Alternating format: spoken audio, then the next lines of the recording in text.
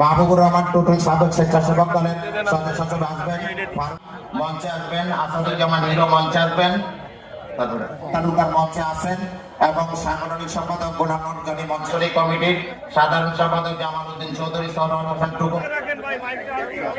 এই পর্যায়ে আমাদের সৈয়দ করি আমি ব্যক্তিগতভাবে এই মঞ্চের পক্ষ থেকে আপনাদের কাছে সিনিয়র নেতৃবৃন্দ আছেন যাদেরকে মঞ্চে ডেকে আমাদের ত্রয়োদশ জাতীয় সংসদে আমরা কি করব কেমনে চলবে দেওয়ার সুযোগ দিচ্ছি না। আর প্রথম দ্বিতীয় হলো আমরা প্রত্যেকে জানেন শিশার পক্ষ থেকে হাতে তালি এবং বাংলাদেশ জাতীয়তাবাদী দল চাই যে সেটা হচ্ছে আমাদের এই জনপদের মানুষের জন্য যে নিরাপত্তা সেটা আমরা নিশ্চিত করতে চাই, যেটা আমাদের প্রত্যেক নেতৃবৃন্দ বিভিন্নভাবে বলেছেন। আমরা বলেছি যে আমরা রেইনবো নেশন করবো, অর্থাৎ অসাম্প্রদায়িক বাংলাদেশ।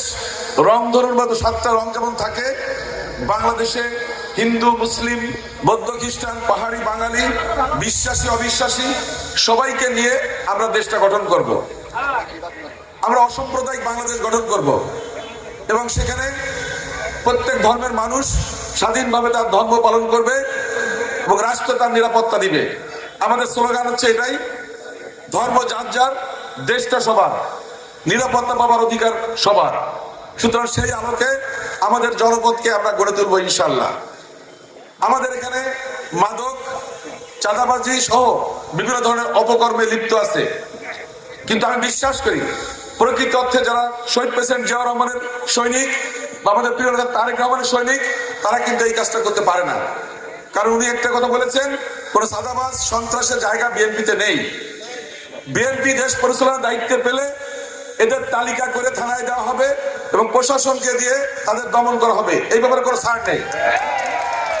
ভোটের জন্য এখন সুন্দর সুন্দর কথা বলবো, ব্যাপারটা এরকম না। কিন্তু আমাদের কথা পরিষ্কার, মাদক, সন্ত্রাস, চাঁদাবাজি, দখলদারি এই জনপদে নির্মূল করা হবে যে কোনো মূল্যে।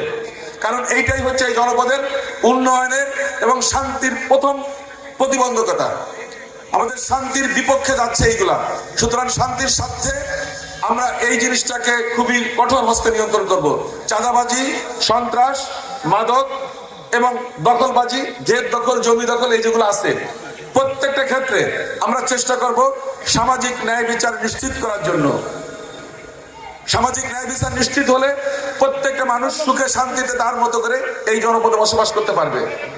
12 তারিখে নির্বাচন হবে। 13 তারিখ থেকে আমরা শুধুমাত্র কোনো ভোটের কারণে বা দলীয় পরিচয়ের কারণে কোনো মানুষকে গৃহ ছাড়া থাকতে হবে না, সেটা আমরা নিশ্চয়তা দিচ্ছি। প্রত্যেকটা মানুষ তার পরিবারের সাথে শান্তিপূর্ণভাবে ঘুমাবে এই জনপদে, এটা আমি নিশ্চয়তা দিচ্ছি ইনশাল্লাহ।